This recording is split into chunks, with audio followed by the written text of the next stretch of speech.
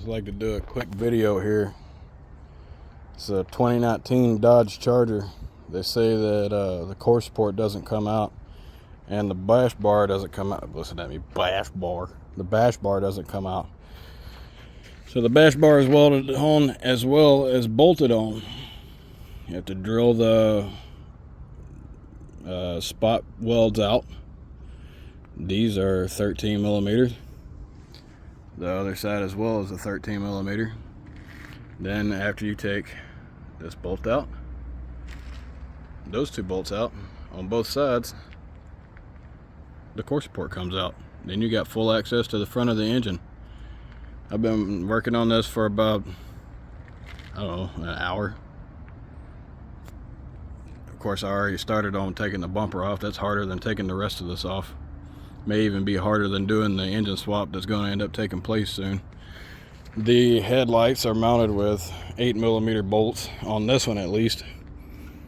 One here on the corner, right directly up under where the bumper goes over. One here, one here. There is a sensor that mounts onto the bash bar.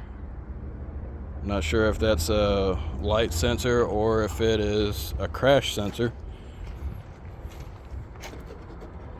Just for documentation purposes, I did not do that. This light's not even been touched yet, so you see there's an 8 millimeter bolt here, 8 millimeter bolt in there, and one. Oh, this one doesn't have one in there. It's supposed to be right there, and it's not there.